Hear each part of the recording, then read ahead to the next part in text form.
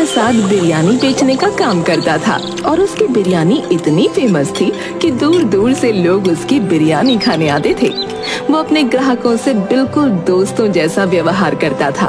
किसी की प्लेट में एक्स्ट्रा रायता डाल देता तो किसी की पसंद के हिसाब से मसाला कम ज्यादा कर देता। अरे राम प्रसाद भाई, आज तो फिर से बहुत भीड़ है। हाँ भाई, ये सब आपकी दुआओं का असर है। जरा सा इंतजार करिए, बस फिर आपके लिए एक प्लेट बिरयानी तैयार करता हूँ। अरे भाई साहब, इनके यहाँ हमेशा ही भीड़ रहती है। इतनी लजीज बिरयानी जो बनाते हैं। अरे चुप रहो मोहनदास, फालतू की तारीफ ना करो। अरे ये भीड़ बता रही है कि मेरी तारीफ फालतू है या नहीं है? इतने में राम प्रसाद के बेटे गौरव और अर्जुन वहाँ आ गए। अर्जुन ने देखा कि ग्राहक बिरयानी के लिए चिल्ला रहे हैं, तो वो गुस्से से उनको डांटने लगा।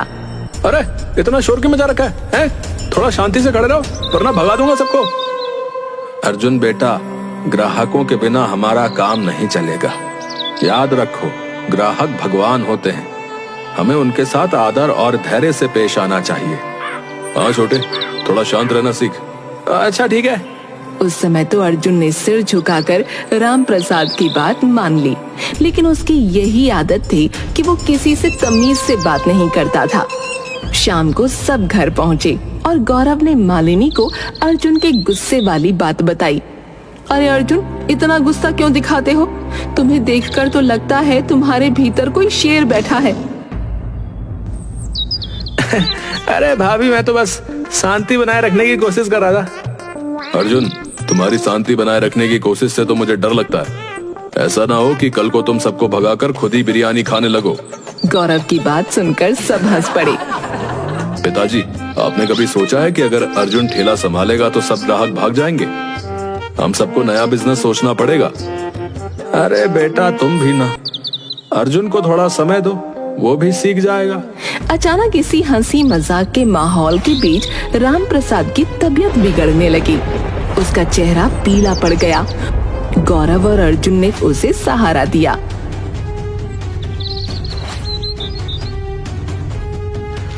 पिताजी, क्या हुआ? आप ठीक तो हो ना? बेटा, अचानक से दिल में दर्द हो रहा है। भाई, हमें डॉक्टर को बुलाना चाहिए। पिताजी, पानी पी लीजिए, हम डॉक्टर को बुलाते हैं। गौरव ने फौरन डॉक्टर को बुलाया। थोड़ी ही देर में डॉक्टर वहां पहुंच गया। डॉक्टर ने राम प्रसाद की जांच की और बताया, राम प्रसाद जी, आपको मिनी हार्ट अटैक आया है। आपको तुरंत अस्पताल में भर्ती होना पड़ेगा। नहीं डॉक्टर साहब, मैं अस्पताल नहीं जाऊंगा। मुझे अपने घर पर ही आराम करने दीजिए। ऐसे छोटे मोटे अटैक मेरा कुछ नहीं बिगाड़ सकते। पिताजी, डॉक्टर की बात मानिए ना। बेटा, मैं ठीक हूँ, मुझे बस थोड़ा आराम चाहिए। उसी रात राम प्रसाद ने गौरव और अर्जुन को अपने पास बुलाया। उसकी तबीयत अब भी खराब थी, लेकिन उसने हिम्मत जुटाकर एक महत्वपूर्ण बात बताई। बेटा, अब मेरे बाद इस काम को तुम दोनों को ही संभालना है। मेरी एक आखिरी इच्छा है कि मेरी बिरयानी की खास रेसिपी तुम्हारे हाथों में ही रहे। पिताजी, आप ऐसा क्यों कह रहे हैं? आपको कुछ नहीं होगा। बेटा, मेरी भी बात सुनो। मेरे जाने के बाद मेरे लाकर से बिरयानी की वो खास रेसिपी निकाल लेना और इस काम को आगे बढ़ाना। मेरा नाम और काम कभी खत्म नहीं होना चाहिए। पिताजी, ऐसा मत कहिए ना, हम सब आपके साथ हैं। अगली सुबह जब सब जागे तो देखा कि राम प्रसाद का देहांत हो चुका है। वो शांति से इस दुनिया को अलविदा कह चुका था। पिताजी, आप हमें छोड़कर क्यों चले गए? पिताजी, अपने आप को संभालिए भैया, शायद भगवान को यही मंजूर था। राम प्रसाद का अंतिम संस्कार किया गया। उसके परिवार के साथ साथ उसके ग्राहक भी बहुत दुखी थे। और इसी वजह से उसके अंतिम संस्कार में बहुत भीड़ इकट्ठा हो गई थी। फिर अंतिम संस्कार के बाद गौरव ने अपने पिता की आखिरी इच्छा पूरी करने का फैसला किया। छोटे, अब हमें पिताजी की रेसिपी निकालनी चाहिए। ये उनका सपना था कि हम इस काम को आगे बढ़ाएं।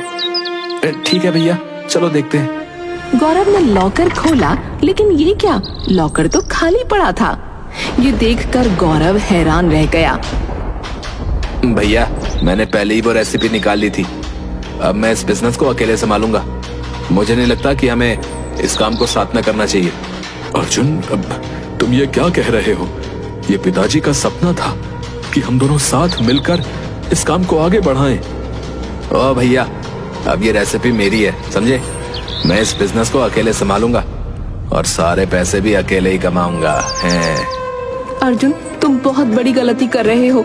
पिताजी ने तुम दोनों को मिलकर काम करने को कहा था। मुझे किसी की सलाह की जरूरत नहीं है, समझी? अब मैं अपने तरीके से काम करूंगा। गौरव और अर्जुन के बीच काफी बहस हुई और अंत में अर्जुन ने गौरव को धक्का दिया और रेसिपी लेकर वहाँ से चला गया। उसने अलग रहना शुरू कर दिया और राम प्रसाद की दुकान में ही बिरयानी बेचने लगा। अरे, मेरे पास अपने पिता की असली रेसिपी है, आइए और बिरयानी का असली स्वाद चखिए। हाँ। लोग अर्जुन और गौरव के बीच हुए इस झगड़े से हैरान थे। क्या तुमने सुना? अर्जुन और गौरव के बीच झगड़ा हो गया है। अब अर्जुन अकेले ही बिजनेस चला रहा है। हाँ, मैंने सुना। ये देखकर बड़ा दुख हुआ कि पिता के जाते ही दोनों भाइयों के बीच दरार आ गई है। गौरव ने बिना रेसिपी के ही अपने पिता की इच्छा पूरी करने का फैसला किया और एक नई दुकान खोली। हालांकि उसके पास ग्राहक नहीं आ रहे थे, क्योंकि असली रेसिपी तो अर्जुन के पास थी। पिताजी, मैं आपकी आखिरी इच्छा पूरी करने की कोशिश कर रहा हूँ, लेकिन ग्राहक नहीं आ रहे। मैं क्या करूं? गौरव, मुझे तुम्हारे इन हालातों का दुख है, पर क्या कर सकते हैं। पर मैं ये कह सकता हूं कि आज तुम्हारे पिताजी होते तो तुम पर गर्व करते। मोहनदास अंकल, क्या आप अर्जुन से बात कर सकते हैं? उसे समझाइए कि हम दोनों को साथ में काम करना चाहिए। अब ठीक है, मैं उससे बात करूंगा।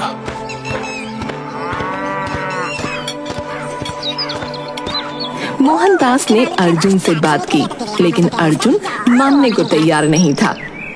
अर्जुन, गौरव के साथ मिलकर काम करो। ये तुम्हारे पिताजी की इच्छा थी।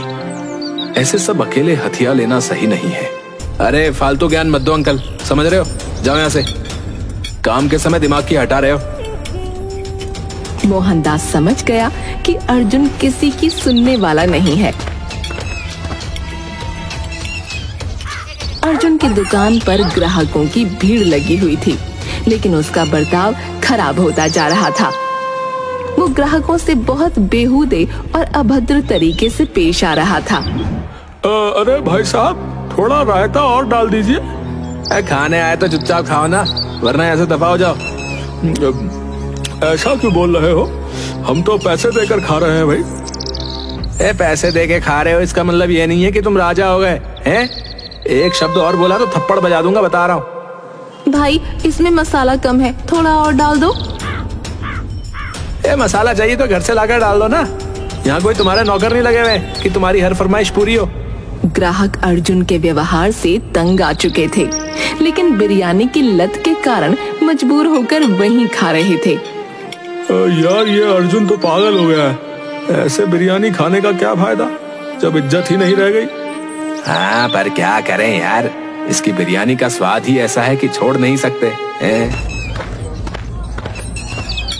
तुम लोग राम प्रसाद के बड़े बेटे गौरव की बिरयानी भी खा सकते हो। अरे, पर राम प्रसाद की बिरयानी की असली रेसिपी तो अर्जुन के पास है। हाँ, वो बात सही है, पर बिरयानी तो गौरव को भी बनानी आती है। एक बार खाकर तो देखो। और सबसे अहम बात तो यह है कि उसके पास तुम्हें बिरयानी के लिए इंतजार नहीं करना और ना ही अपनी बेइज्जती करानी पड़ेगी। हाँ, वैसे बात तो सही है। कुछ लोग गौरव की दुकान पर पहुंचते हैं। भाई, सुना है तुम्हारे यहाँ भी बिरयानी मिलती है? हाँ बिल्कुल, आइए बैठिए। यहाँ आपको अच्छा खाना और अच्छी सेवा मिलेगी। ये सुनकर अच्छा लगा। उस अर्जुन के व्यवहार से तो हम तंग आ चुके भैया। ये लीजिए, खाकर बताइए कैसी है।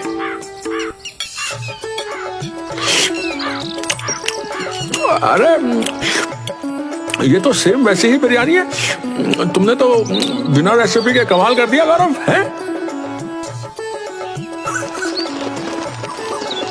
गौरव की दुकान पर धीरे धीरे ग्राहक आने लगे और वो भी अपने पिता की रेसिपी के बिना ही बिरयानी का स्वाद अच्छा बनाने में सफल हो गया। आप सब आराम से बैठिए और किसी को कोई दिक्कत हो तो मुझे बताइए। गौरव भाई, तुमने आज राम प्रसाद चाचा की याद दिला दी, बता रहा हूँ। वो भी अपने ग्राहकों का ऐसे ही ख्याल रखते थे और तुम्हारी बिरयानी तो फिर है ही स्वादिष्ट है। हाँ गौरव, तुम ही राम प्रसाद जी के असली बेटे हो। उनके सारे गुण तुम में हैं। गौरव ने मुस्कुराकर ग्राहकों का धन्यवाद दिया। उसकी दुकान पर अब भीड़ बढ़ने लगी और ग्राहकों की संख्या में लगातार इजाफा होने लगा। धन्यवाद भाई, ये सब आपके प्यार और समर्थन की वजह से ही संभव हो पाया है। नहीं गौरव भैया, ये तुम्हारी मेहनत और अच्छे व्यवहार का फल है, बता रहा हूँ। इस बीच अर्जुन की दुकान पर ग्राहकों की संख्या कम होती चली गई।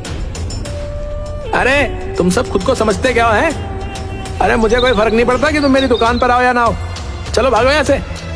अरे अर्जुन, हम यहाँ बिरयानी खाने आए हैं, गालियाँ सुनने नहीं। अरे मुझे तुम्हारी कोई परवाह नहीं है। चलो जाओ, जहाँ जाना है तुम्हें। अर्जुन की दुकान अब लगभग खाली हो चुकी थी और गौरव की दुकान पर पहले से भी ज्यादा भीड़ थी। ग्राहक अब समझ चुके थे कि राम प्रसाद के असली गुण और उनकी विरासत गौरव में ही थी। पर तभी अर्जुन गौरव से लड़ने पहुंच गया। गौरव, तुमने मेरी रेसिपी चुरा ली है और मेरे ग्राहकों को अपनी तरफ खींच लिया है। ये सब तुम्हारी चाल है। अर्जुन, मैंने तुम्हारी रेसिपी नहीं चुराई। मैंने कभी पिताजी की रेसिपी देखी तक नहीं। लेकिन एक बात बताऊं, जिस लॉकर में ये रेसिपी रखी थी उसी में एक और लेटर भी रखा था, पर शायद तुमने उसे पढ़ना जरूरी नहीं समझा। लेटर? कैसा लेटर? क्या है उस लेटर में? मुझे उम्मीद है कि तुम लोगों को ये खास बिरयानी की रेसिपी मिल गई होगी, पर सच्चाई ये है कि इस बिरयानी की रेसिपी में कुछ भी खास नहीं है। ये हर दूसरी आम बिरयानी जैसी ही है। लेकिन खास पता है क्या है? खास हमारा प्यार है, खास हमारी एकता है और हमारा दूसरों के प्रति व्यवहार है। इसलिए तुम दोनों भाई हमेशा मिलजुल कर रहना और दूसरों के साथ प्यार से पेश आना। भगवान ने चाहा तो तुम मुझसे भी ज्यादा तरक्की करोगे। गौरव लेटर पढ़ते पढ़ते रोने लगा था। उसको सुनकर अर्जुन की आंखों में भी आंसू आ गए थे। गौरव सही कह रहा है। राम प्रसाद हमेशा हमसे प्यार से पेश आता था और हमें अपने जैसा मानता था। हाँ अर्जुन, तुम्हारे पिताजी की असली रेसिपी प्यार और सम्मान थी। हे भगवान, अगर पिताजी मुझे कहीं से देख पा रहे होंगे तो वो कितना निराश होंगे। भैया मुझे माफ कर दो, मैं अपनी गलती मानता हूँ। अब मैं समझ गया हूँ कि पिताजी की असली रेसिपी क्या थी। चलो अब हम मिलकर इस काम को आगे बढ़ाते हैं। गौरव ने अर्जुन को गले लगा लिया और दोनों भाइयों ने मिलकर काम करने का वादा किया। अब हम मिलकर पिताजी का सपना पूरा करेंगे। वो हमें एक साथ ही देखना चाहते थे। हाँ भैया, आपने सही कहा। अब हम दोनों मिलकर इस दुकान को और भी ऊंचाइयों तक पहुंचाएंगे। काश पिताजी मुझे माफ कर दें। मुझे पूरी उम्मीद है कि हम दोनों को साथ देखकर पिताजी को तुमसे कोई शिकवा नहीं होगा। लोगों ने ये देखकर खुशी जाहिर की और अब गौरव और अर्जुन की दुकान फिर से ग्राहकों से भरी रहने लगी। राम प्रसाद की असली रेसिपी प्यार और सम्मान ने दोनों भाइयों को एक साथ ला दिया और उनका बिजनेस फिर से फलने फूलने लगा।